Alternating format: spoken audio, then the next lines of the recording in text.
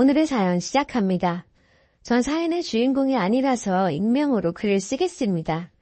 제가 살면서 정말 기막힌 사건을 목격하니 어딘가에 이야기하고 싶어지더라고요. 퇴근하는 길에 제가 목격한 이야기를 한번 써보겠습니다. 어제 우리 동네에서 여자들끼리 대판 싸움이 났어요.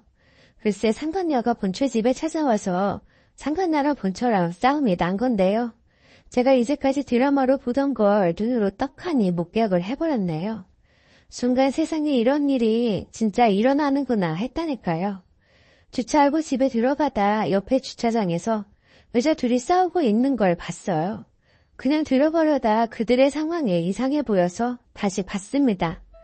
여자 둘의 남자 하나가 서 있더라고요. 그 셋 옆에는 3살에서 4살 정도 돼 보이는 여자아이도 서 있고요. 여자 둘은 서로 쌍욕을 하며 몸싸움하기 일보 직전처럼 보였어요. 제가 보기에는 두 사이가 너무 위태로워 보였어요. 근데 이상한 건 그 자리에 같이 있던 남자가 그냥 가만히 쳐다만 볼 뿐 말리지를 않더라고요. 그 남자는 아무것도 하지 않고 가만히 서 있더라고요. 보통 사람이 싸우면 말리기 마련인데 그 남자는 안 그러더라고요. 제3자 입장에서 그 모습이 너무 이상해서 더 가까이 다가가서 봤습니다. 싸움이 난 곳은 이미 동네 어르신 10여 명이 모여서 구경을 하고 있더라고요. 할머니, 아줌마, 아저씨 할 것 없이 3, 4, 5 모여서 구경을 하더라고요. 상황을 지켜보니 키 큰 여자가 상간녀였고요. 키 좀 작고 마른 여자분이 본처인 듯 하더라고요. 그런데 상간녀가 보통이 아니더라고요. 예전에 상간녀는 무조건 잘못했다고 비는 입장이었는데 요즘은 시대가 많이 변해서인지 드라마를 봐도 상간녀가 대로 큰 소리를 치잖아요. 그 상간녀도 지가 큰 소리를 치며 본처에게 남의 남자랑 지금 뭐하는 짓이냐고 하더라고요. 듣고 있는데 기가 막혔어요. 남의 남자라뇨. 사람이 저렇게 뻔뻔하니 저런 행동을 하는구나 싶더라고요. 상간녀의 말은 이러했어요. 오늘 자기랑 약속이 있었는데 본처가 아기를 핑계로 불러내서 지가 한 약속을 펑크내고 본처랑 아기랑 같이 식사하고 왔다는 게 열이 받아 참을 수가 없다고 하더라고요. 정말 말 한마디 한마디가 충격적이더라고요. 염치라고는 일도 찾아볼 수가 없더라고요. 상간녀의 그 다음 말은 더 충격적이었어요. 그리고 우리가 만난 지가 벌써 6개월째인데 네가 그렇게 인정을 안 하고 우리 자기를 불러내면 나도 다 생각이 있어라고 하는데 가서 확 좁혀보고 싶더라고요. 본처는 상간녀의 말에 어이가 없던지 상간녀의 얼굴에 침을 확 뱉더라고요. 순간 속으로 그냥 잠꼬시다 했네요. 상간녀 주제에 실실 쳐웃으면서 본처를 아주 벌레 보듯 하더라고요. 상간녀는 아주 여유있게 싸우고 있었고요. 본처는 많이 흥분했는지 몸을 파르르 떨며 심호흡을 하더라고요. 제가 만약 본처였다면 저는 본처분처럼 침만 뱉고 있지 못했을 것 같아요. 본처는 불륜 주제에 여기까지 찾아왔냐고 하며 못상식한 상간녀에게 나름 차분하게 이야기를 하더라고요. 본처의 말을 들은 상간녀는 쌍욕을 퍼붓고 쌍욕을 들은 본처가 참다 폭발해내지 본처가 쌍욕을 내뱉기 시작하더라고요. 본처의 행동이 오히려 상간녀가 비아냥거리며 본처를 비웃기라도 하는 듯한 행동을 하고 있고요. 결국 본처와 상간녀 사이에 쌍욕이 오가고 있었고 보다 못해 할머니 한 분이 아이도 있는데 그만두라고 집에 가 어서 하셨는데 당연히 그들 귀엔 안 들어왔겠죠. 상간녀와 본처는 아랑곳하지 않고 더 격하게 싸우기 시작했어요. 본처와 상간녀가 격하게 싸우는 걸 보니 무슨 일이 꼭 벌어질 것 같았어요. 얼마 후 결국 둘이 욕하다가 몸싸움이 벌어진 겁니다. 정말 충격적인 건 남편이란 작자는 자기 와이프가 밀리고 있는데 말리질 않더라고요. 그리고 아이가 울고 있는데 아이를 집으로 데려가든지 해야지 우는 아이를 신경 쓰지 않더라고요. 저럴 거면 왜 낳아서 아이를 힘들게 하는지 나쁜 새끼라고 욕이 나오더라고요. 남편이랑 작자 얼굴 표정이 이러지도 저러지도 못하고 어정쩡하게 서 있다가 도저히 안 되겠던지 아니면 보는 사람이 많으니 마지못해 하는 건지 상간녀 어깨를 잡으면서 말리는 신용만 하더라고요. 남편이랑 작자가 상간녀 어깨를 세게 떼어놓는 게 아니라 친구들 삐졌을 때 달래듯이 그냥 왜 이래 하지마 이런 느낌 있잖아요. 그런 느낌으로 어깨를 아주 살짝 잡더라고요. 상간녀가 키가 더 크고 덩치도 있으니까 왜소한 본처가 계속 밀리고 있더라고요. 본처는 화가 단단히 났는지 신발 벗고 가방 팽개치고 상간녀에게 달려들더라고요. 체구가 작으니 달려들어도 이겨먹기가 힘들어 보였어요. 그러다가 본처분이 전화를 하려고 하니 상간녀가 휴대폰을 확 뺏어 버리더라고요. 제 생각엔 아무래도 경찰에 신고 전화하려고 하는 듯 보였어요. 지켜보는 제가 너무 열이 받아서 조금만 일면식이라도 있음 제가 나서서 본처분 도와주고 싶더라고요. 당사자가 아닌 제3자가 봐도 이렇게 화가 치미는데 본처는 얼마나 분통이 터졌겠어요. 정말 내 동생 같았음 합세해서 머리채라도 뜯어버리고 싶더라고요. 상간녀는 본처의 핸드폰을 뺏고는 또 실실 웃더라고요. 아마도 상간녀가 작정을 하고 본처 집에 찾아온 것 같더라고요. 본처 부부가 아이와 외출하고 돌아오는 걸 기다리고 있다가 나타난 것 같았어요. 본처 부부의 차가 주차장에 차도 주차 못하고 차문이 열려있는 걸 보니 상간녀가 기다렸다가 덮친 것 같더라고요. 아이가 놀래서 너무 울고 엄마 근처로 오길래 제가 가서 아이를 토닥이며 달래줬어요. 제가 평소에는 낯도 가리고 하는데 그날은 무슨 용기가 났는지 모든 아이도 애기 엄마 가방도 그냥 지나치지 못하겠더라고요. 아기 엄마 가방이 길바닥에 널브러져 있길래 주워서 차 근처로 갖다 줬어요. 제가 아기를 토닥이며 달래니까 그제서야 남편이랑 작자가 오더니 아기를 건성건성 달래더라고요. 참 기가 막히더라고요.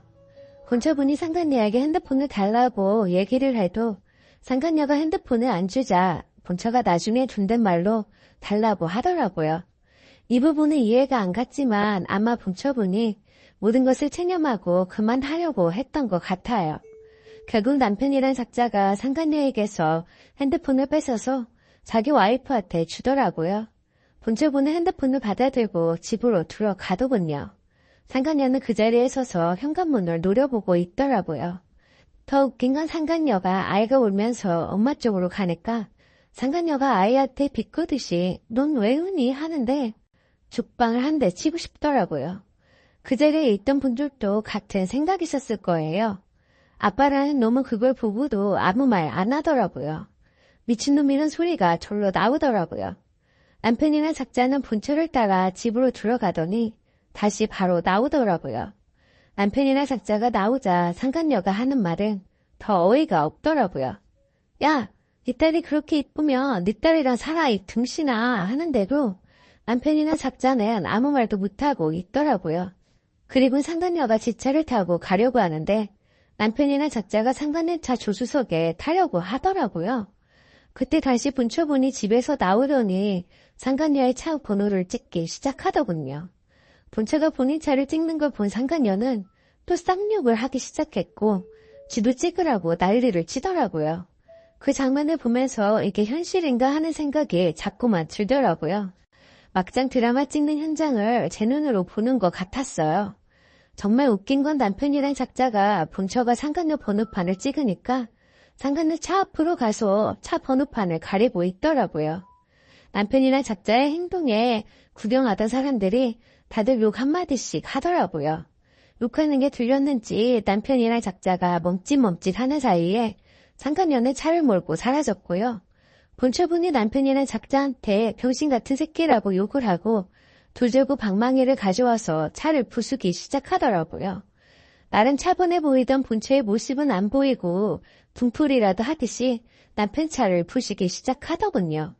본처가 남편 차를 부수는 걸 보는데 본처분이 나중에 남편분이랑 화해해서 차를 부신 걸 후회할지는 모르겠지만 지켜보는 제 속은 정말 후련하더라고요. 남편이란 작자는 그 모습을 보고도 하나 깜짝하지 않고 오히려 본처에게 야 병신아 다 부셔라 하더라고요. 본처분은 그 말을 듣더니 집으로 들어가 나오지 않더라고요.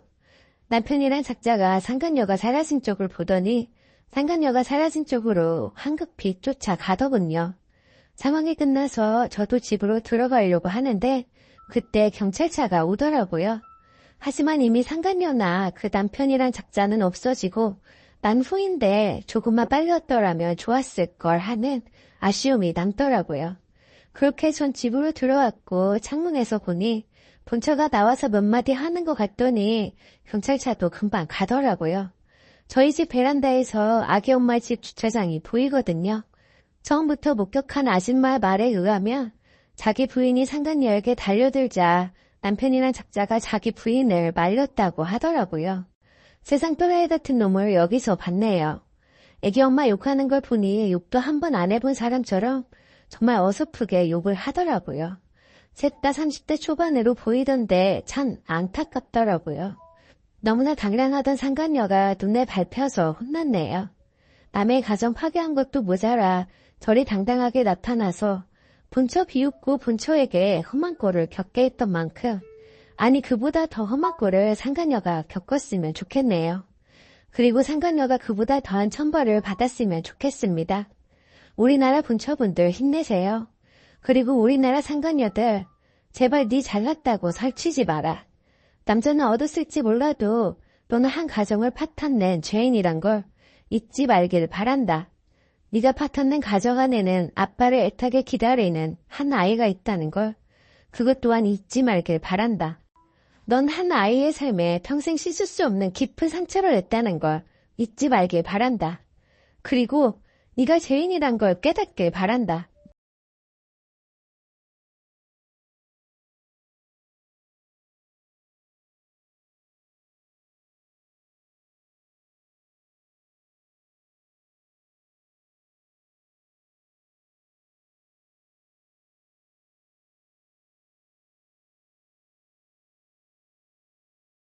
살고 있습니다. 반면 그 여자분은 시집가서 아기 낳고 매우 잘 살고 있다고 하더라고요. 당연히 그럴 만한 게 10년 전에도 결혼할 때 4억이나 해오려는 여자였는데 그때 당시 강남 변두리 아파트 가격 4억 조금 넘었거든요. 시집갈 때 엄청나게 잘가서 몇백 억대 집안으로 갔는데도 엄청나게 시댁에서 예뻐하고 잘 산다고 남동생이 건너 들었다 하더군요. 결국 남동생만 아직 결혼도 못하고 애도 없고 돈도 못 모으고 직장도 변변치 않은데도 우리 부모님은 아파트값 올랐다고 정신 승리하는데 제가 기가 막혀서 한마디 했어요. 걔는 시집갈 때 10억도 넘게 해갔다는데 그리고 시집간 집안은 몇백 억대 집안이고 걔네 친정이 우리 집보다 잘 사는데 아파트값 오르는 게 대수겠어? 남동생이랑 그때 결혼이나 잘 시키지 라고 했다가 집안 재산 호시탐탐 노리는 큰오빠랑 부모님께 뒤지게 욕먹고 손절 당할 뻔했네요. 아니 제 말 틀린 거 있나요? 부모님도 답답하지만 집에서 뜯어갈 만큼 뜯어가 놓고도 호시탐탐 노리면서 말도 안 되는 얘기도 다 지당하신 말씀이라고 편드는 큰오빠도 이해 불가고 나한테는 동생이지만 부모님 본인에게는 아들인데도 진짜 그렇게 생각하시는지 너무 답답해요. 추가. 저희 부모님 거주 중 서울 3층 단독주택 거주층 빼고 월세 받음, 시골 땅세 받음, 연금으로 사실만 합니다. 저랑 오빠는 지원 많이 받아서 남동생 목으로 작은 아파트 해놓은 것이라고 자주 이야기했으나 결정적으로 결혼한다고 하니 파투 낸 거고요. 그리고는 그 후로 현재까지 아파트 가격 조금씩 오를 때마다 팔고 현금 넣어두고 쓰시라고 큰오빠가 부모님 꼬시는 중입니다. 저는 그러면 부모님 세금 부담 늘고 진짜 막내가 장가가든 묵가든 집 한 채는 온전히 해줘야 하는 거 아니냐고 반대했어요. 솔직히 우리 집안 장남 우쭈쭈 하는 집안 맞고 그 장남이 좀 양심 없는 것도 맞습니다. 큰오빠 결혼할 때 서울 아파트 30평대 사주셨어요. 조카 낳고 이사 갈 때 몇천에서 1억가량 여러 번 지원해 주셨고요. 심지어 큰오빠 처가할 집 없다고 인천에 빌라를 사주었는데 지원 당시 8천만 원이었습니다. 저 시집갈 때 2억가량 혼수, 집값 보태라고 지원해 주었고요. 아무튼 남동생이 좀 안쓰러워요. 얼른 정신 차리고 남동생도 제대로 살고 결혼도 하고 그랬으면 좋겠는데 희박해 보이네요. 누나로서 안타까운 마음이 들다가 문득 생각나서 글 적어봅니다. 댓글. 이 집은 부부가 원수로 만난 게 아니라 부모와 자식이 원수로 만났네요. 근데 웃긴 건 둘째, 셋째가 부모와 인연을 끊어도 첫째가 부모에게 원수 갚아줄 것 같아요. 요리조리 돈 다 빼먹고 나면 먹튀할 것 같아 보이는데요. 댓글 2. 장남은 장남이라고 대접받고 님은 하나뿐인 딸이니까 그래도 챙김 받은 것 같고요. 막내 아들이 안 아픈 손가락인가 보네요. 아들, 딸 낳고 나니 안 아쉬운 아들이요. 부모님 혼내지 마시고 님이 측은지심으로 설득해 보셔요. 우리 응능이 불쌍하지 않느냐 이런 식으로요. 오히려 그런 게 부모님께 먹힐 수도 있어요. 님도 오빠한테 재산 뜯긴 부모님 떠맡지 않게 조심하시고요. 두 번째 사연. 좋은 시어머니인 줄 알았는데 간섭이 너무 심하네요. 안녕하세요. 염치 없지만 얼굴도 모르는 분들께 고견 바라며 글 써보겠습니다. 저는 비혼에 가깝게 살다 결혼한 지 2년 반이 되었습니다. 그 사이에 아가도 한 명 낳았고 현재 생후 50일 넘어갑니다. 시가 구성원은 시아버지, 시어머니, 그리고 남편 아래로 9살 차이 나는 시누이가 있어요. 성격은 시아버지, 시누이는 좋게 말해 무던한 스타일입니다. 무관심이 더 맞을 수도 있겠네요. 물에 술 탄 듯, 술에 물 탄 듯. 시어머니는 일단 정신이 없어요. 나머지는 읽고 판단해 주시길 바래요. 결혼해서 너희 둘만 잘 살면 된다 하시는 시어머니 발언에 시가를 잘 만난 줄 알았어요. 어버이날, 명절, 생신에만 만났고 전화 연락은 하지 않았거든요. 주변에 연락 스트레스가 있었던 기혼자들이 많았기 때문에 정말 난 시댁을 잘 만났나 보다 생각하게 됐어요. 또 남편 말로는 시어머니가 저를 어렵게 생각하신다 해요. 제가 키도 크고 인상이 좀 센 편이거든요.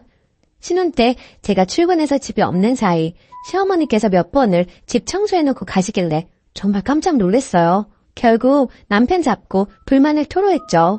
회사 남자 직원들한테 고민 토로했더니 저를 놀리더라고요. 남자 직원들조차 이해 못하는 그런 상황이었던 거죠. 시어머니는 남편이 결혼 전 자취할 때 그렇게 하고 가셔서 남편은 처음에 기분 나빠하는 나를 이해하지 못하다가 제가 이해시키고 또 이해시켜서 결국 시어머니 못 오시게 했어요. 나중에 친가친척 결혼식 때 만났는데 식사하다가 다른 친척에게 본인 울었다고 말씀하시더라고요. 그 이후로 조용히 살았어요. 그런데 문제가 또 발생했습니다.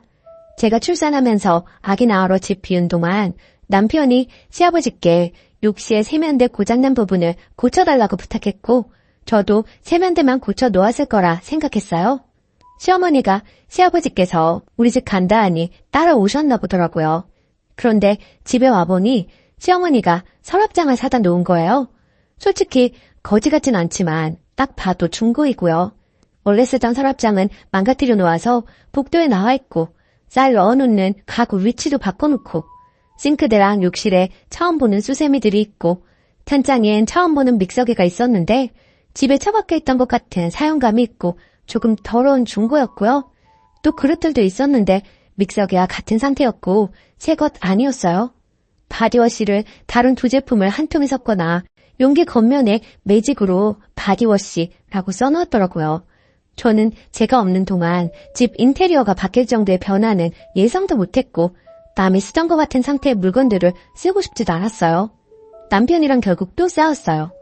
위에 언급한 것들 볼 때마다 우라통이 터지고 안 그래도 출산은 모든 것이 처음이라 어렵고 신생아라 저는 좀비 상태로 지낸다고 힘든데 그것들이 보일 때마다 울분이 올라오더군요. 어찌저찌 그냥 버티면서 지내다가 아기는 한번 보여드려야겠다 싶어 어느 날은 초대를 했어요. 집에 들어오자마자 18리터 정수기 통을 주시며 여기다 쌀을 넣어둬라 그래야 벌레 안 생긴다 하시고 샤워 수건을 주면서 이거 긴 거다 목욕할 때 이걸로 씻어라 멸치 액젓을 주면서 이거 김치찌개에 넣으면 맛있다 등등 정신없이 속사포처럼 쏟아내시더라고요. 정말 표정 관리하느라 힘들었어요. 아기를 한 분씩 안겨드리고 잠깐의 대화를 나눴어요. 아기가 잠이 들고 방에 누이고 배달한 음식이 도착했고 먹으려는 찰나 아기가 깨서 울어서 제가 아기를 재우러 방에 들어갔어요. 아기가 낯선 사람들이 와서인지 잘 못 자더라고요. 거실에서 시끄럽게 하기도 했어요. 방 안에 들어가 있으니 시어머니가 찬장도 열고 그릇이 어쨌니 냉장고도 열고 남편한테 본인이 한 된장찌개 먹었니 하면서 살림을 다 건드리더라고요. 정말 나가서 싸울 뻔했어요. 여하튼 참고 시가 식구들은 가고 남편이랑 또 싸우게 됐지요. 남편이 시어머니께 못 오게 한다고 전화 건다 하더라고요. 통화로 남편이랑 시어머니랑 엄청나게 싸웠어요. 내 앞에서는 좋은 사람인 척 하던 분이 걔가 그래? 장모한테 물어본다. 장모는 집에 오게 하면서 나는 왜 못 오게 해? 하시더군요. 저희 엄마가 아기 목욕시켜주시고 저 낮에 쉬게 하려고 오시거든요. 아무튼 매우 사나운 말투로 엄청나게 또 쏟아내더라고요. 수화기 너머로 들리는 그 소리 때문에 정이 완전히 사라졌어요. 그리고 어버이날에는 남편 만시가 갔다 왔어요. 아기도 있고 제가 아기 보느라 허리가 나가서 잘 못 걸었거든요. 남편이 가서 얘기했는데 시어머니가 본인이 잘못했다, 미안하다고 했다던데 솔직히 저는 그 말 들어도 안 괜찮아요. 남편이랑 시어머니 통화 사건 이후로 시어머니 생각만 하면 숨이 가빠지고 이게 공황장애인가 싶게 되어버렸어요. 제가 어떻게 해야 하죠? 곧 아기 100일인데 저는 친정집에서 친정 식구들만 100일상 차려서 축하하고 싶은데 남편이 서운해할 것 같아서 밖에서 100일상 차려서 시가 식구들도 초대해야 하나 싶기도 한데 또 시어머니 볼 생각에 가슴이 갑갑해집니다. 추가 댓글 잘 읽어보았습니다. 제가 너무 예민하다는 분들도 계시고 자꾸 물어보지도 않고 남의 사연 간섭하는 시어머니가 너무하다는 분들도 계시네요. 사실 전 친정엄마가 그래도 싫을 것 같거든요. 시어머니라서 참다 보니 더 터진 것 같기도 하네요. 그리고 시어머니가 인정 욕구가 강해요. 본인이어야지만 된다는 생각이 있으신 것 같아요. 그리고 제가 볼 땐 시어머니 살림 잘하는 편도 아닙니다. 그리고 원래 시어머니가 남편이랑 싸운 다음에도 이해를 못 하셨어요. 본인 여동생이랑 친한 친구가 아들이 있어서 둘 다 시어머니 위치인데 공교롭게 그 두 집안에서 아기를 봐달라 했나 보더라고요. 그래서 당연히 본인도 그렇게 되겠거니 했나 봐요. 근데 그 둘은 정상이니 며느리가 부탁도 한 것 같아요. 시어머니가 이번 일 일어나고 그 두 분한테 물어봤고 그 두 분이 우리 집 가지 말라고 그랬대요.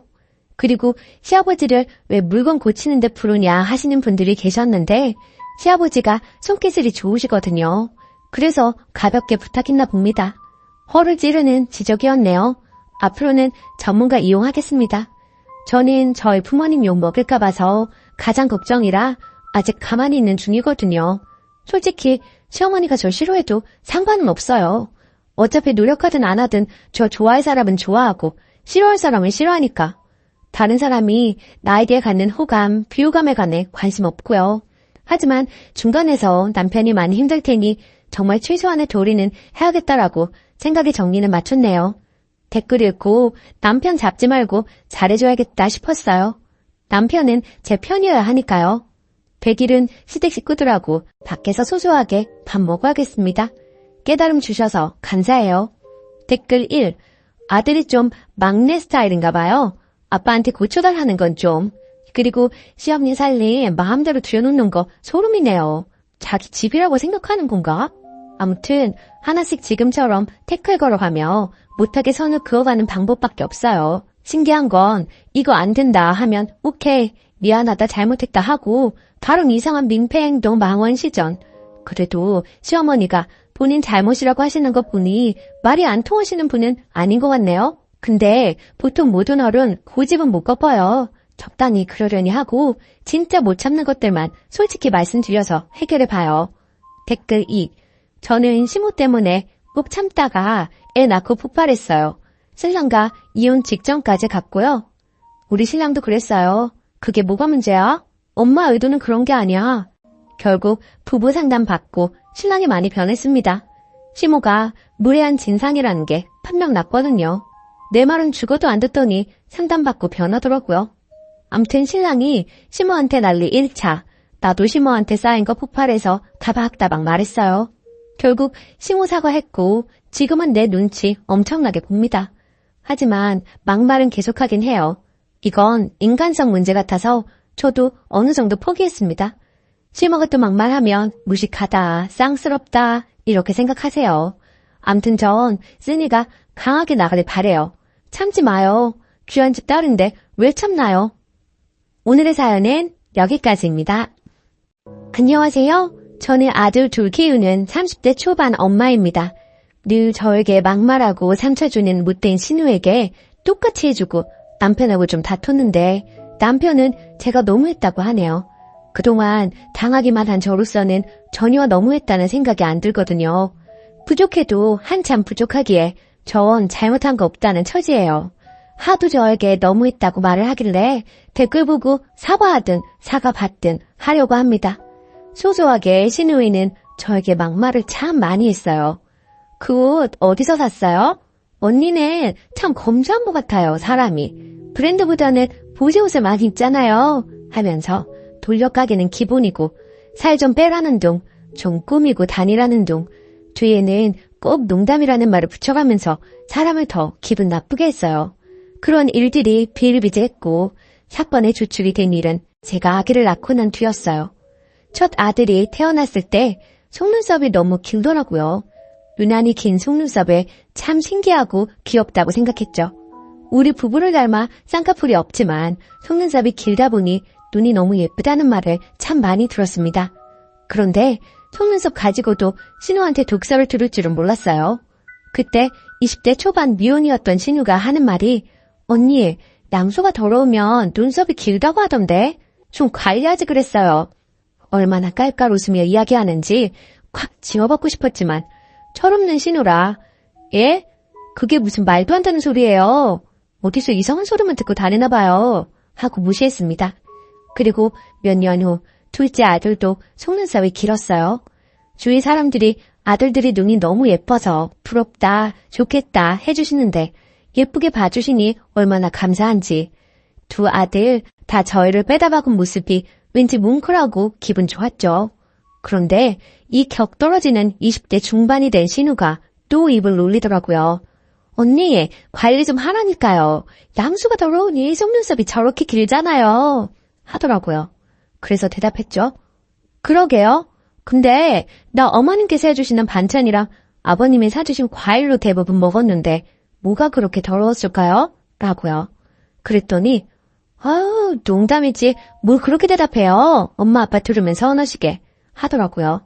제가 입덧도 심하고 몸이 안 좋아서 시부모님이 자주 오셔서 먹을거리 챙겨주셨어요. 임신 전에도 첫째 손주 보러 자주 오시는 어머님이 항상 반찬이나 반찬 재료를 갖고 오셨고요.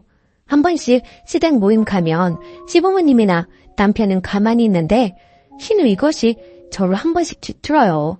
저보고 이것저것 시키고 일 부리려고 하는데 그렇다고 당하고만 있는 저는 아니거든요. 한 번은 저보고 엄마가 요리 다 하고 힘들었으니 언니가 설거지하게 엄마는 가만히 있으라고 하길래 네, 어머님이 맛있는 거 해주셨는데 당연히 설거지 해야죠. 근데 아가씨도 아무것도 안 했죠? 같이 해요. 제가 해물 테니까 거품 내주세요. 어머님 음식 맛있게 얻어먹었는데 아가씨도 일해야죠. 하면서 같이 일하게끔 했어요. 저 일부러 골탕 먹이려는 거 뻔히 알고 있었고 제 실수에 어쩔 수 없이 설거지하면서 입 툭 튀어나와 있더라고요. 어쨌든 다시 본론으로 돌아와서 그 뒤 신우가 시집가고 허니문 베이비로 아들 출산했어요. 그리고 며칠 전에 시조카 100일이라 신우 집 다녀왔습니다. 시조카 직접 본 건 처음이었는데 속눈썹이 길더라고요. 어라? 이때다 싶어서 말했습니다. 물론 100일 잔치 끝나고 사진도 다 찍고요. 아가씨, 김신 때 아무거나 막 먹더니 아기 피부가 안 좋네. 그러길래 커피랑 과자랑 많이 먹지 말라고 했잖아요. 100일 전에 피부가 이런 건 또 처음 본다. 그리고 아가씨 양수도 많이 더러웠나 봐요. 어째 속눈썹이 우리 애들보다 더 기네요. 난 또 아가씨는 관리 잘할 줄 알았는데 헛똑똑이네. 그랬더니 갑자기 우네요. 그래서 또 이야기했어요. 농담인데 왜 울어요? 우리끼리 그런 농담쯤은 할 수 있잖아요. 그랬더니 펑펑 울어요. 달래줄 마음도 없고 계속 울고 투덜대는 거 듣기 싫어서 빠르게 점심 먹고 집으로 왔습니다. 그랬더니 남편이 저에게 막 뭐라고 하네요. 결국에는 남편과 말다툼을 했습니다. 아까 말이 너무 심하잖아. 100일 된 아이 예쁘다는 말만 해줘도 모자란데 그게 뭐냐? 혹시 그때 한 말 아직도 마음에 담아두고 그러는 거야? 철없는 애가 한 말을 그냥 넘기고 말지 뭘 또 똑같이 갚아주려고 하냐? 하더군요. 늘 아가씨가 농담이라고 하는 말에 비수 꽂혀가며 살았어. 똑같은 말 대갚아줬을 뿐인데 그게 펑펑 울 일인가? 난 남한테도 막말 잘하길래 본인은 상처 안 받을 줄 알았지. 아, 그래서 똑같이 하니 속 시원하냐? 그냥 넘길 수도 있잖아. 꼭 그렇게 울려야 해? 무슨 말도 안 되는 말 하면서 애한테 상처를 줘. 양수 더러우면 속눈썹 길다는 거 네 동생한테 배운 거야. 잊고 있다가 조카분이 생각나서 한 말이야. 농담인데 왜 우냐? 네 동생은 그런 농담 해도 되고 나는 왜 안 되는데? 그랬더니 그 뒤로는 할 말이 없는지 한숨만 푹푹 쉬고 결국 지금은 냉전입니다. 이거 제가 속이 좁은 건가요? 저는 할만하니까 했다고 생각하거든요. 후기. 남편에게 댓글들 다 보여줬어요. 처음에는 댓글들이 칼날이 되어 자기 마음에 박히는지 더 화를 내더니 하루 지나서는 자기가 대신 사과한다고 미안하다네요. 자기는 자기 동생이라 워낙 툭툭 내뱉는 말에 익숙해져서 상처라고 생각을 못했는데 대신 사과한다면서요. 그래서 신우가 그동안 했던 험한 말들 사과하기 전까지는 저는 신우 만날 생각이 없다고, 본인도 자기가 한 말인 걸 잘 알 텐데 내 사과 기다리지 말고 스스로 사과한다면 그나마 가족의 정으로 용서해주겠다고. 근데 스스로 사과할 마음이 없으면 인간이 덜 된 거라고요. 남편도 신우랑 자리 만들지 않겠다 하며 알겠다 하네요. 그동안 작은 독설들은 받아치거나 참으면서 넘어갔는데 이번 일로 저도 대놓고 싸우고 똑같이 해줘야겠다 싶었어요. 속이 좀 시원하더라고요. 아무튼 조언 모두 정말 감사했습니다. 댓글. 완전 잘하셨어요. 확인사살 해줘요. 조제 가졌을 때는 관리 잘하라고. 남편은 남의 편이라 그래요. 그냥 깡그리 무시해줘요. 댓글 2. 그 신우 정말 어이없네. 고작 한 번 듣고 울어요. 님은 2번씩이나 똑같은 말을 들었는데 남편분은 어디 머리가 고장나셨나? 본인이 남편으로서 저런 말 둘째 때는 하지 못하도록 제 동생 관리를 했어야지. 더러운 건 양수가 아니라 신우 주둥이구만. 2번째 사연. 저희 엄마와 잘 지내는 줄 알았는데 아내가 이혼하자네요. 안녕하세요. 너무 답답한 마음에 글을 올립니다. 아내에게도 보여줄 생각으로 솔직하게 쓰겠습니다. 결혼해서 이제 돌된 아기를 키우고 있습니다. 아내와 결혼할 때 양가에서 반반 지원받았고 아내는 모아둔 돈이 5천만 원 가량 있었고 저는 모아둔 돈이 없는 상태였습니다. 이 부분에 대해 늘 아내에게 미안하게 생각합니다. 결혼하고 맞벌이로 생활하다가 아내가 임신하며 이를 관두고 결혼하고 경기도로 거처를 옮기는 바람에 주변에 아무도 없고 양가 도움밖에 먼 거리라 아내 혼자 육아중입니다. 아내는 결혼하고 친구를 만난 적도 손에 꼽고 아기 태어나고는 외출을 아예 안 합니다. 제가 주말에 나가서 친구들과 시간 보내라 해도 주말엔 가족과 시간 보내고 싶다며 나가질 않습니다. 본인을 위한 건 아무것도 사질 않고 항상 제 것과 아기 것만 사길래 옷 좀 사자고 밖에 데리고 나가도 눈요기만 하고 돌아옵니다. 출산 선물로 명품 가방 사준다 골라보라 해도 그런 건 나중에 여유 있을 때 사도 늦지 않다고 이야기합니다. 결혼 전 화려하고 꾸미는 거 좋아하고 친구도 정말 많은 사람이었는데 결혼 출산으로 모든 것이 바뀌었는데도 힘든 내색 없이 매일 행복하다는 사람이기에 저도 너무 행복했고 문제가 없을 줄 알았습니다. 이런 아내가 아주 고마워 정말 잘했고 잘하려고 노력했습니다. 출산했을 때 비싼 곳은 싫다는 아내에게 제발 이번만 내 말 따라달라며 비싼 산후조리원을 잡았고 아기 태어나고는 친구 만난 적 한 번도 없습니다. 아내도 그런 제게 늘 고맙다고 했습니다. 그런데 이번 주 월요일 퇴근하고 돌아왔는데 분위기가 심상치 않았고 아내가 할 이야기가 있다고 하더니 이혼을 하고 싶다고 하더군요. 저는 갑자기 그게 무슨 소리냐 물었고 아내는 전날 일요일 제 가족과 식사했던 상황을 이야기하며 더 못 참겠다고 얘기했습니다. 결혼하고 아내는 저희 부모님의 막말로 힘들어했습니다. 저는 평생을 그런 집에서 자라왔기에 크게 신경 쓰지 못했던 게 있습니다. 몇 번 나설까도 생각했지만 제가 나섰다가 괜히 분위기가 더 안 좋아질까봐 그냥 넘겼던 적이 몇 번 있었습니다. 저는 결혼 전부터 가족과 그리 가깝지도 않았고 원래부터 서로 막말하고 어투가 다정하지 못합니다. 대화도 전화도 하고 살았던 적이 없습니다.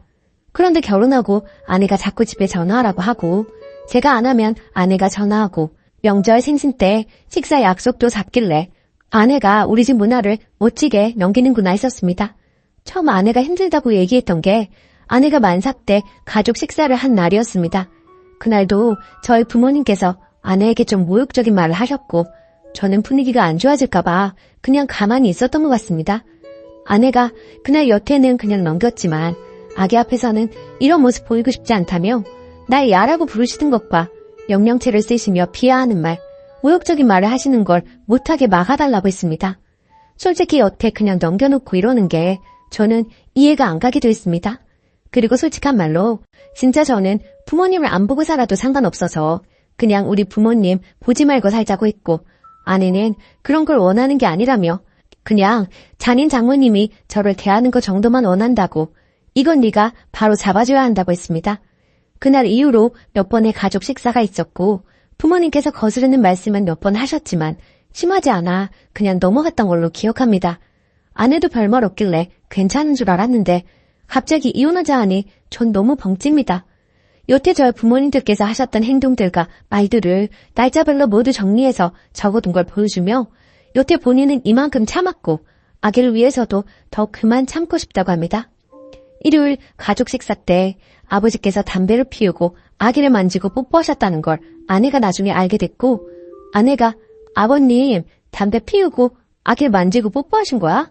물었을 때 제가 응, 손 씻고 내가 봤어 라고 했을 때 아무 말 없길래 그냥 넘어가는 줄 알았습니다. 그런데 자기는 그날 마음이 식었다고 합니다. 제가 아무리 울고불고 매달려도 제가 울면 안아주고 같이 울던 사람이 표정 하나 없이 당장 이혼이 힘들면 별거하며 생각할 시간을 갖자고 합니다. 솔직히 전 부모님이랑 영 끊어도 상관없습니다. 결혼 전에 저는 정말 불행했어요. 결혼하고 이제야 행복해졌는데 제가 왜 우리 부모님 때문에 이런 일을 겪어야 하는지 정말 너무 아내를 붙잡고 싶습니다. 제발 아내를 잡는 방법을 알려주세요. 후기. 여러분들의 조언을 통해 그동안 제가 얼마나 잘못했는지 궁극적인 문제는 저에게 있다는 것을 절실히 깨달았습니다. 아내는 단호한 성격으로 한번 마음먹으면 잘 변하지 않기에 결국 저희는 별거를 했었습니다. 2개월가량 하게 되었고 그동안 아내에게 매일같이 편지 쓰고 마음을 돌리려고 노력했어요. 그리고 아내에게 앞으로는 절대로 이런 일이 없을 것, 이혼을 제외한 모든 걸 아내가 원하는 대로 할 테니 한 번의 기회를 더 달라고 했습니다. 그래서 결국엔 다시 합치게 되었고 시댁과 만남 횟수와 시간을 줄여서 최소한 교류를 하기로 했고 혹시나 또 부모님이 잘못된 언행을 하시면 적극적으로 제가 해결하기로 했습니다. 정말 이혼을 했으면 어쩔 뻔했나 너무 아찔하고 무서웠네요. 한 번의 기회를 더 얻었으니 이제부터는 더 아내의 말에 귀 기울이겠습니다. 정말 감사합니다. 댓글. 부모 앞에서 아무 말도 못할 수는 있는데 그게 반복되는 순간 아내를 어떻게든 부모와 떼어놓았어야 해요. 직접적으로 개입해서 아내를 도와줬어야죠. 그런 모습도 안 보이는데 어떻게 평생을 같이 살 수가 있나요? 댓글 2. 너희 부모가 문제가 큰 게 아니라 이 험한 세상에서 겨우 자기 부모도 못 막아주는 네 놈을 믿고 살 수가 없다는 거예요. 글만 봤는데도 님이 얼마나 찐따 같은지 잘 느껴지는데 님이랑 살 부비고 사는 마누라는 어땠겠어요? 오만정 털릴만 하지. 이 와중에 부모 탓만 하고 있는 거 보니까 평상시에 다른 일에도 어떤 태도일지 뻔하네요. 한 번 더 기회가 있으니 잘하세요. 일단 지금은 그냥 시부모님이랑 아예 안 만나게 하는 게 낫겠어요? 오늘의 사연은 여기까지입니다. 안녕하세요. 다름이 아니라 오늘 좀 황당한 일이 있어서 이렇게 글을 쓰게 되었어요. 글쎄 시누이가 어머니한테서 돈을 빌려간 걸 오늘 알게 되었어요. 한 10년째 어머니 생활비 제가 20만 원씩 드리고 있어요. 어머니는 월세 좀 받아서 생활하고 계십니다. 전 시누이가 용돈 15만 원씩 준 지 한 8년 정도 되는 걸로 알았는데 시어머니의 쌈짓돈이 제법 많으셨네요. 시누이가 어머니 돈 죄다 융통해서 쓰고 있는 줄 그간 몰랐었어요. 시어머니랑 계약 중에 제가 저희 아파트 중도금 때문에 힘들다고 했더니 빌려주시겠다고 하시더라고요. 솔직히 좀 놀랐어요. 그리고 어떻게 저희 중도금은 저희 능력으로 해결할 수 있기 때문에 거절은 했는데요. 시누이가 어머니 돈 야금야금 가져가고 있었으면서 시침이 딱 되고 언제나 기계 등등했던 걸 생각하니까 너무 얄밉네요. 저희 시누는 저에 대한 배려는 하나도 없는 사람이거든요. 친정에 와도 전 하나 까딱하지 않고요. 그렇다고 일하는 며느리에게 미안하거나 걱정해주는 그런 거 하나도 없습니다. 여왕처럼 그렇게 바쁘죠. 말도 함부로 하고 너무 거만한 게 기가 찹니다. 그리고 어머님은 자꾸 제 앞에서 집을 아들 명의로 돌려야 하는데 라고 하세요. 막상 저는 크게 그런 부분에 관심도 없는데 자꾸만 저렇게 말씀만 하시니 이제는 저 부리려고 하시는 술집처럼 느껴집니다. 집으로 유세하시는 게 신혼 때부터 지금껏 20년이 되려고 해요. 그리고 솔직히 집 전세금 빼면 1억도 안 되고요. 신우이 가져간 돈이 어렴풋이 8천에서 9천 정도 되는 것 같아요. 그럼 신우이 한 차 다 가지고 있고 어머니 갑자기 돌아가시면 방법은 없죠. 그저 시어머니는 집을 아들 명의로 바꿔야 하는데 말로만 하시고 유세만 하시네요. 신우이는 돈 욕심도 많고 아주 독하고 모진 성격이에요. 늘 돈 굴릴 생각만 하고 돈 거립니다.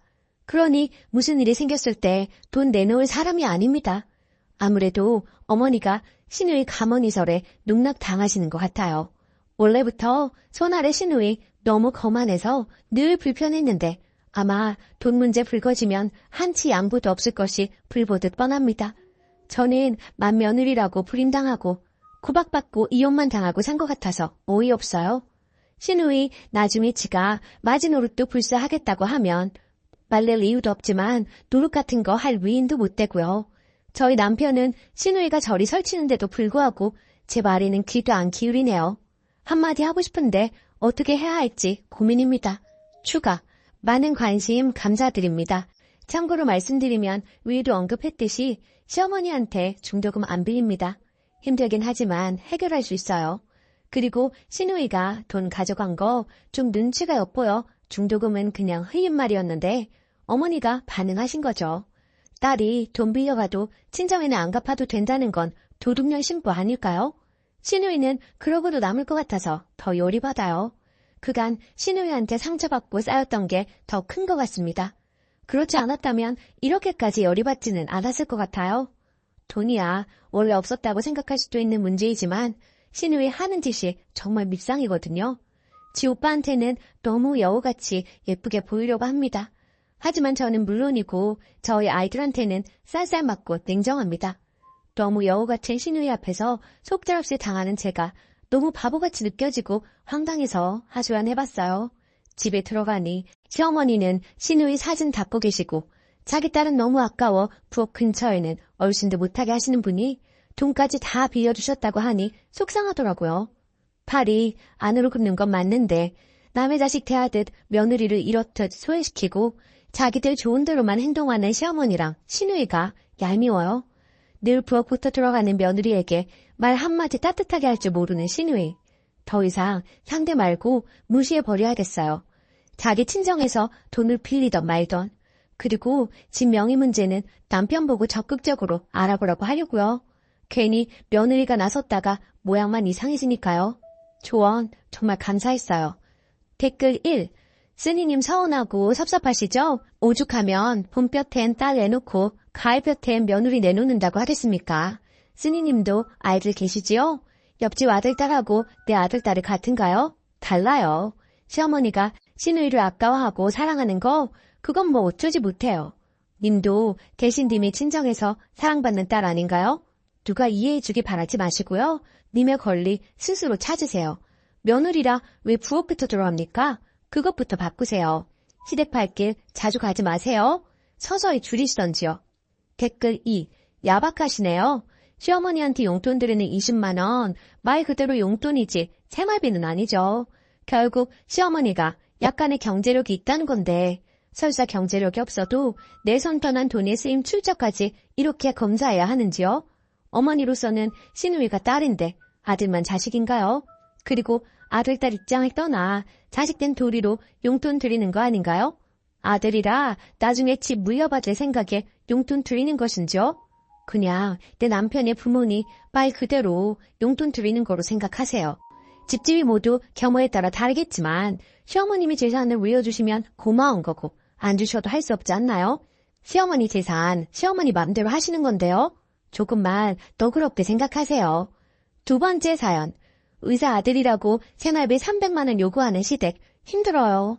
저는 결혼 3년차 주부입니다. 30살 간호사와 33살 레지던트로 만나 결국 결혼까지 꼴이나게 되었습니다.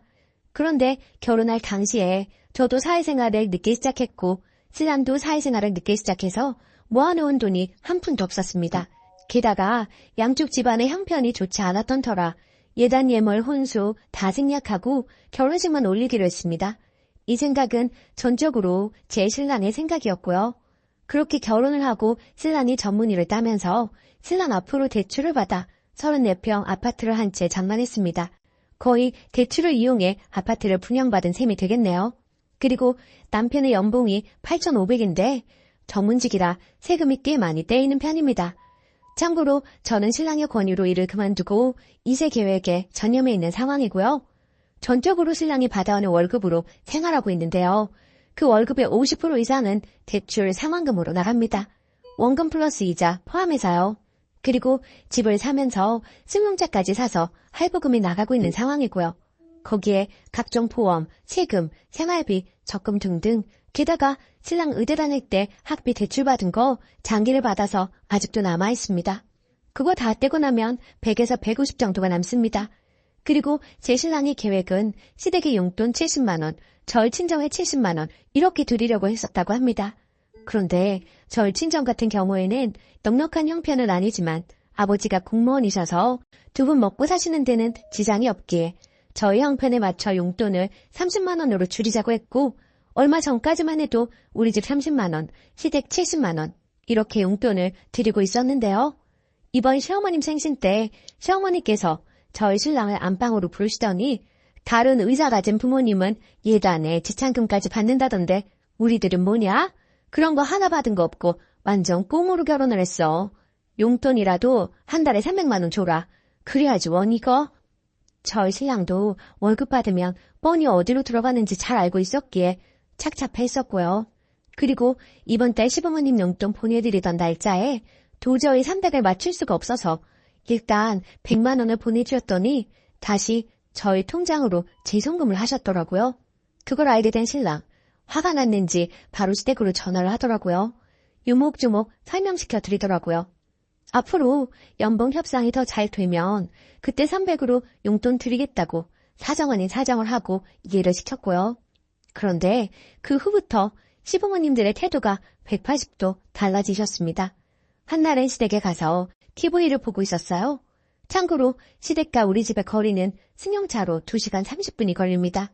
그래도 한 달에 한 번 이상은 꼭 가려고 노력하고 있고요. 그런데 TV 보시면서 시어머니께서 하시는 말씀이 저 들으라는 듯이 원래 집안의 경제는 여자가 조정하는 건데 저렇게 여자가 돈을 쥐고 있으니 시댁 식구들한테 돈을 쓸 리가 없지 하시면서 마구마구 비난을 하시더라고요. 그리고 동서가 고구마를 구워왔는데 저한테는 먹어보라는 말 한마디를 안 하시더라고요. 너무 섭섭해서 눈물이 나올 지경이었습니다. 그렇게 섭섭한 마음으로 뒤로 한 채 혼자 운전을 하고 집에 가는 차 안에서 눈물이 주룩주룩 흐르더라고요. 그렇지만 사실은 신랑한테는 말할 수 없었고 저 혼자 삭혔습니다. 신랑이 알게 되면 속상해할 테고 신랑 성격에 분명 시부모님들께 한마디씩 할 것 같아서요. 그냥 저 속으로 삭혔습니다. 그리고 이렇게 글을 올려봅니다. 정말 시댁과의 갈등이라는 게 한번 골이 생겨버리니 돌이킬 길이 없다는 것 같다는 생각이 드네요. 이 마당에 적금을 깨고 생활비를 줄여가며 300만 원이라는 용돈을 드려야 할지 아니면 계속 이런 냉전의 상태로 지내야 할지 자식된 도리를 잘하고 싶었는데 무리한 것을 요구하시니 너무 힘이 듭니다. 마음이 정말 답답하기만 합니다. 후기 댓글이 얼마나 달렸을까 생각하며 한참 만에 들어와 봤는데 정말 감사합니다. 그리고 얘기가 길어질까봐 결혼할 당시 상황과 제가 현재 쉬고 있는 부분에 대해서는 설명을 거의 하지 않았는데요. 그 때문에 오해하시는 분들이 계신 것 같다는 생각이 드네요. 우선 제가 결혼할 당시에 혼수와 예단 그리고 신랑 측에서 해주기로 한 예물 다 생략했다고 말을 드렸었는데요. 이야기하자면 너무나도 길지만 최대한 줄여서 얘기를 해보자면 저희 아버지가 공무원이시긴 하시나 어머니께서 꽤 오랜 투병 생활을 하셨던지라 집안 형편이 많이 좋지 않았습니다. 물론 지금은 완쾌되셨고 형편도 어느 정도 자리를 잡은 상황이고요. 하지만 그때 당시 저는 아무것도 가진 것도 없는 데가 무슨 결혼이겠느나 싶어 일단 결혼은 포기하고 살고 있었습니다. 그러던 중에 지금의 신랑을 알게 된 것이고요. 그때 당시 제 신랑, 끊임없이 저에게 다가왔고 제 마음 잡으려고 고생 많이 했던 사람입니다. 그럼에도 그런 신랑의 마음 저는 받아줄 수 없었고요. 저의 못난 현실 때문에요. 그런데 그런 사정을 다 알게 된 신랑이 저를 다 이해해주고 감싸주더라고요. 그렇게 그 사람의 진심이 통했고 결혼에 꼴이 나게 된 것입니다. 그렇게 처음부터 저의 사정을 알고 있었던 신랑은 결혼하기 전부터 혼수, 예단, 지참금, 예물까지 다 생략하자고 했었고요. 그 부분에서 굉장히 주관이 뚜렷했습니다. 반면에 저는 그래도 기본적인 것은 빚을 내서라도 해가야 한다는 주의였던지라 쉽사리 받아들이기 쉽지가 않았지만 신랑이 시부모님들께 허락까지 받은 상황이었고 시부모님들 또한 그렇게 하자며 의견을 내주셔서 저희는 정말 감사하던 마음으로 따라가게 된 것이었고요. 물론 그게 시부모님들의 진심이 아니라는 것은 나중에 알게 되었지만 말입니다. 그리고 제가 일을 하지 않고 있는 부부는 얼마 전 아이를 가지기 위해 산부인과에 가서 검진을 해보니 모든 게 정상이긴 하지만 육체적, 정신적인 스트레스는 아기를 갖는 데 있어서 나쁜 영향을 미칠 거라고 하더라고요. 게다가 제 나이도 있고 간호사라는 직업이 3교대에 육체적으로 아주 힘든 직업이라 더는 일은 하면 안 되겠다는 신랑의 판단하에 그만두게 되었던 것입니다. 그리고 전부터 신랑은 제가 일을 그만두고 자신이 내조를 해주길 원했던 이유도 있었고요. 물론 이 일 또한 저희 시댁에서는 탐탁지 않게 여기고 있습니다. 그거라는 신랑 답답했는지 매번 시부모님들과 싫은 소리 할 때도 많았고요. 그렇지만 매번 제 편에 서서 제 얘기를 들어주는 신랑이 있어서 그나마 숨통은 좀 트입니다. 하지만 시부모님께 인정까지는 아니더라도 적어도 미운털 박힌 며느리는 되고 싶지 않은 게 제 마음인데 너무나도 가슴 아프고 속상하고요. 그리고 결국에는 시댁에서 있었던 일 신랑한테 털어놓았어요.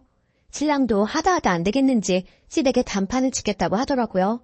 300은 사실 말도 안 되고 그렇다고 적금 깨고 하는 건 모두들 극구 반대하시기도 하고 적금 깨고 그 돈 다 쓰면 그 뒤에 계속 300을 드릴 수도 없는 현실이니까요. 모든 게 너무 무리된다 싶은데 저렇게 화만 내시니 시댁하고 사이가 틀어지더라도 결판을 내자는 것이 신랑 입장이자 저의 결론이네요. 마음이 모질어야 하는데 가슴이 아픈 건 사실이에요. 시부모님 공경하면서 잘 살고 싶었는데 뜻대로 되지 않네요. 모든 조언 감사합니다. 답글 써주신 분들께 감사드립니다. 댓글: 남편분에게 말하는 게 좋을 것 같아요. 혼자 삭히면 그게 병이 됩니다. 저도 한 달에 생리 벌어오는 돈 160 가지고 생활을 하는데요. 이래저래 시댁에서 돈이 없네, 뭐가 필요하네, 이래서 들던 적금마저 깨서 해드리려고 하니까 이제 자연스레 그런 얘기를 하십니다. 한 번 했던 행동이 이제 버릇이 되어서 저희는 땅 파면 돈 나오는 기계인 줄만 아세요. 그러니까 절대 적금 같은 거 깨지 마세요. 저처럼 후회하시지 마시고요. 얼마 되지 않은 적금이었지만 깨고 나니까 적금 다시 넣기가 힘들어지더라고요. 님 글을 읽고 울컥했습니다.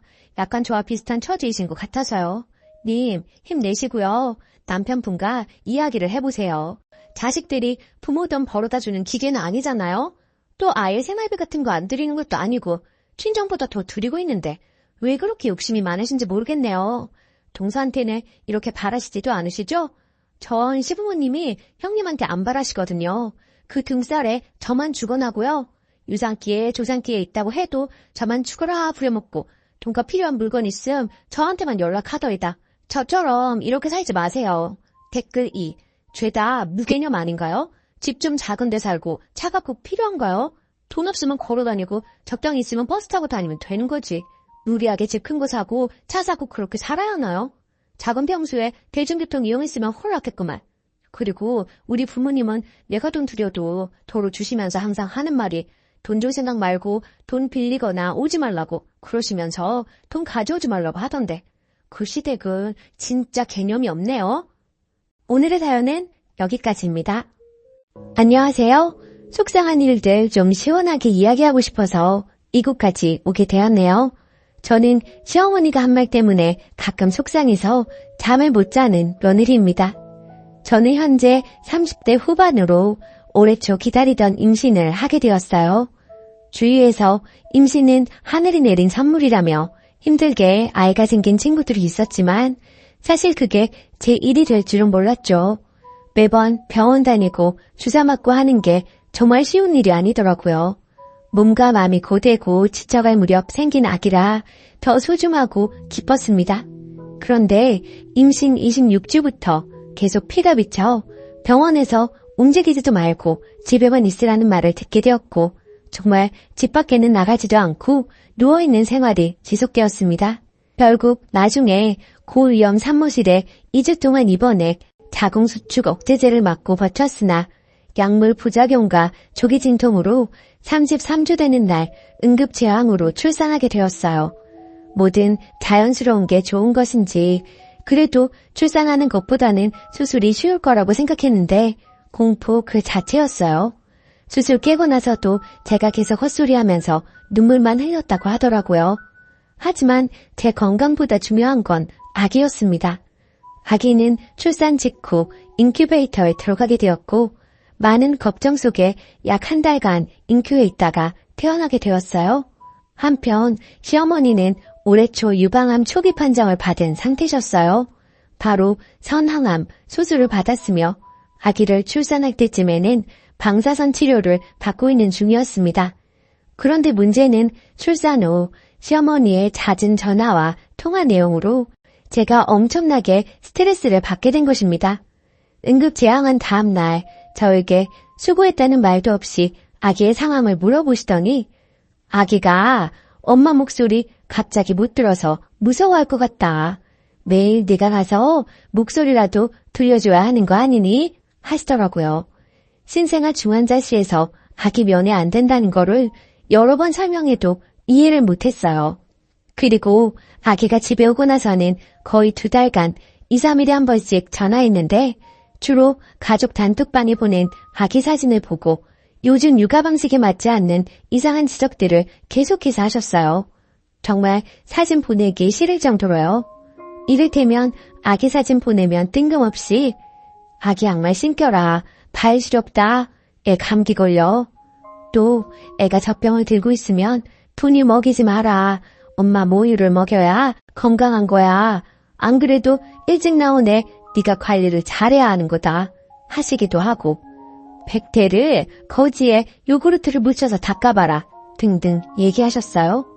그런 말들을 아기를 키워본 선배로서 하실 수 있는 말이라고 100번 이해해도 그 뒤에 시어머니 본인의 하루 일상 이야기, 음식 잔소리 등을 최소 30분, 최대 1시간 통화로 얘기하시니 너무 지치더라고요. 저는 당시 아기가 신생아라 3시간에 한 번 수유하고 모유랑 분유 혼합 수유하던 시기라 진짜 3시간에 한 번씩 쪽잠 자서 너무 힘들었거든요. 진짜 울고 싶은 상황이 여러 번 있었는데 그래도 시어머니가 투병 중이라 마음을 상하게 하고 싶지 않았고 조산을 경험하지 못하고 신생아 육아에 대한 기억이 오래돼서 가물가물하신가 보다라고 생각하고 이해하기로 했어요. 조산 과정과 제 심정, 육아가 녹록지 않은 상황을 디테일하게 2-3번 설명하면서 이해시키려고 노력했습니다. 근데 어느 날 아기의 병원 정기검진 날에 전화가 와서 통화하는데 시어머니가 아니 아기가 왜 이렇게 자주 병원에 가냐? 하시고 물으시더라고요. 그래서 제가 큰일이 있는 건 아니고요. 아기가 일찍 세상에 나와서 잘 성장하고 있는지 확인하는 건데 다행히 이슈 없이 크고 있으니 걱정하지 마세요. 라고 했더니 웃으면서 네가 아기 내보낸 건 아니고? 라고 얘기하시는 겁니다. 순간 잘못 들은 건가? 했는데 다시 웃으면서 아기는 엄마 뱃속이 좋아서 더 있고 싶었는데 네가 내보낸 거 아니니? 라고 얘기하셨어요. 그 뒤로 마음이 너무 상하고 슬프기도 하고 화나기도 하고 전화 끊고 나서 남편에게 이 이야기를 했고 남편도 너무 충격받고 미안해 하더군요. 그 뒤로 저는 정신건강을 위해 시어머니랑 거리를 둬야겠다고 생각하고 부재중 답 전화도 안 하고 가족 단톡방을 보지 않았습니다. 그랬더니 시어머니가 남편에게 제가 왜 그러냐고 물었고 화가 난 남편이 한 소리를 했더니 시어머니와 아휴 걔가 그렇게 말하디? 나는 그냥 며느리한테 농담한 건데 걔가 좀 예민한 것 같다. 뭐 내가 악의적으로 그런 말을 했겠어? 농담으로 한 거지 하셨다네요.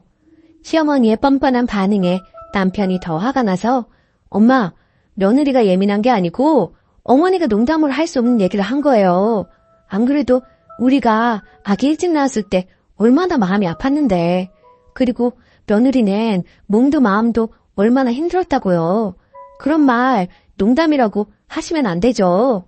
하고 뭐라고 하면서 아내한테 함부로 하지 말라고 얘기했다네요. 그제야 시어머니가 알겠다고 반응하셨대요. 그렇게 상황이 마무리되었는데 저는 생활하다 불쑥 그 말들이 떠올라요. 시어머니의 비상식적인 말이 떠오를 때마다 그때마다 화가 나서 다시는 보고 싶지도 목소리도 듣고 싶지 않다는 생각이 드네요. 그래서 앞으로 올 설날에 너무 시가에 가기 싫은데 남편, 아기, 그리고 치료 중인 거 고려하고 꼭 참아야 되는 건지 혼자 답답하고 너무 스트레스 받는 중입니다. 어떻게 하는 게 현명할까요? 후기. 결국 이번 설에는 안 가기로 남편하고 합의했어요. 아이 때문에 움직이기도 어렵고 다 안 가기로 했고요. 지금은 시어머니랑 불편하고 어색하겠지만 점점 이렇게 멀어지는 분위기를 만들어야 나중에 서로 힘들지 않을 것 같네요. 단톡방도 나와버렸어요. 사진은 남편이 자기가 보낸다고 하더라고요. 그게 저희 사정에 맞는 것 같고요. 조언해주셔서 감사했습니다. 댓글. 안 내키면 설날에도 가지 마요. 엄마가 행복해야 아기도 행복합니다. 남편에게는 밤에 잘 때도 생각나고 너무 스트레스라고 하시고 상처받은 마음이 풀리려면 시간이 좀 필요할 것 같다고 하세요.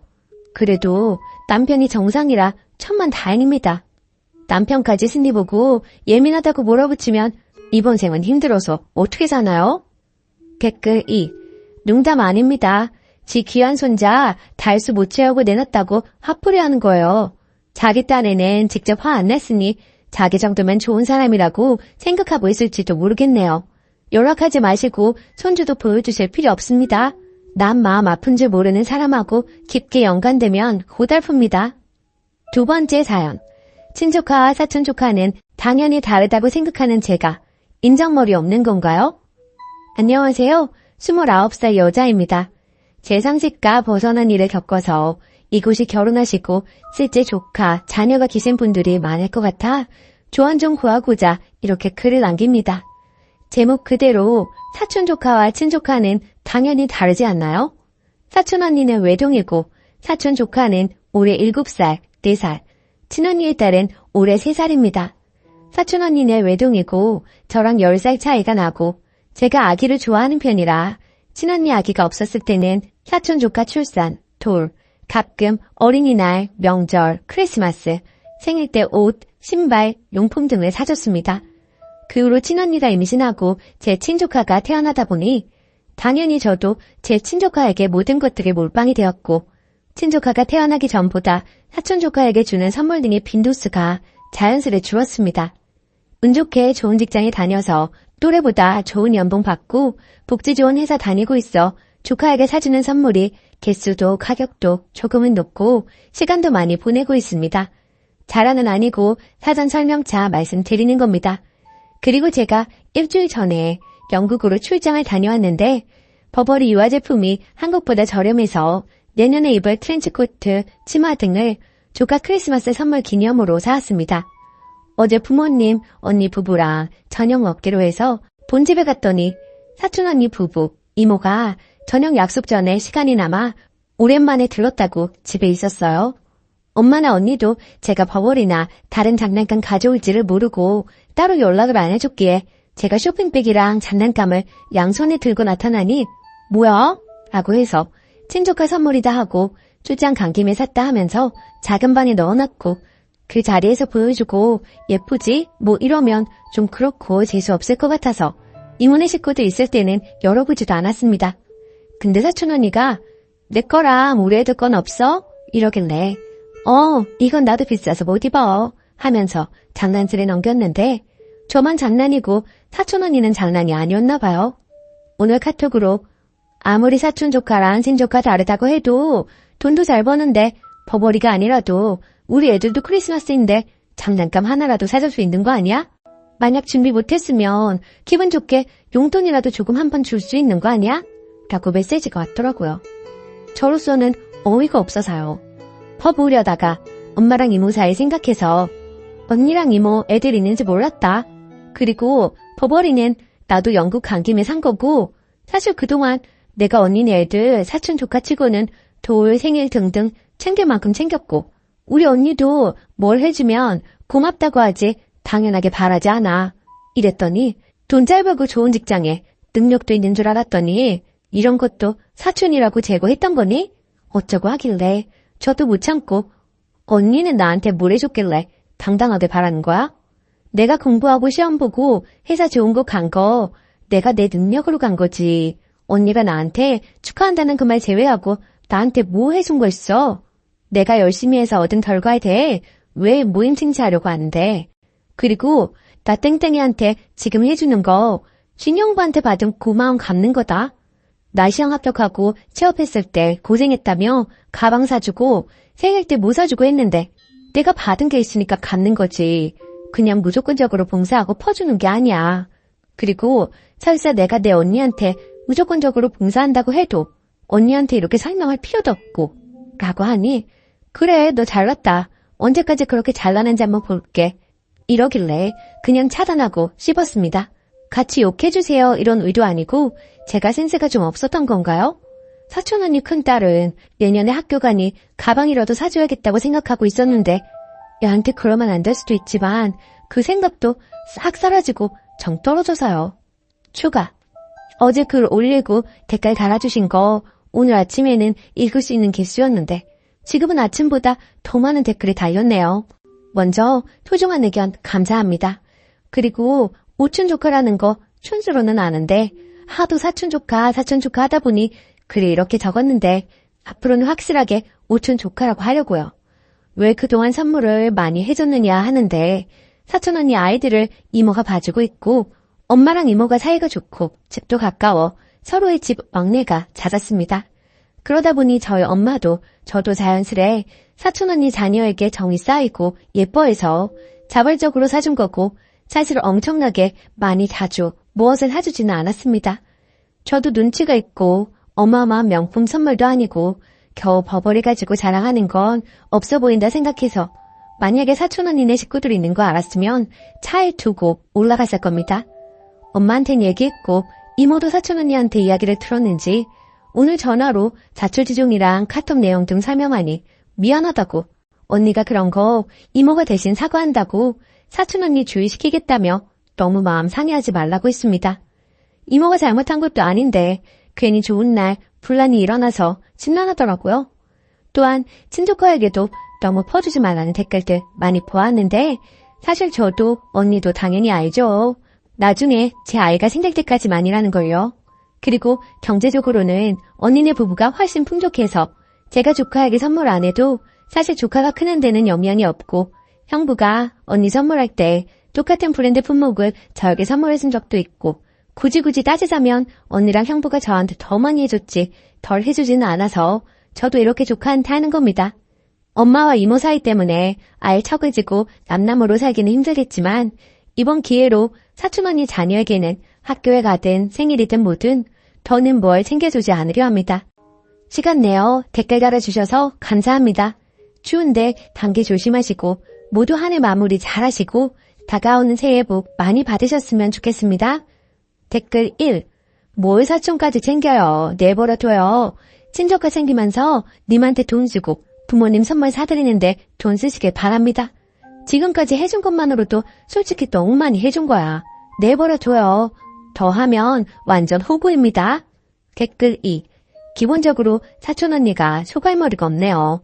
같이 만나기로 한 것도 아니고 자기가 우연히 간 집에 이모가 조카 선물 산 거를 그런가 보다 하면 되지. 뭔 내 것과 애들 것은 없어. 이러고 찾아요. 수준 떨어지네요. 자기는 뭘 해줄 거길래 바라는지 궁금하네요. 그냥 무시하세요.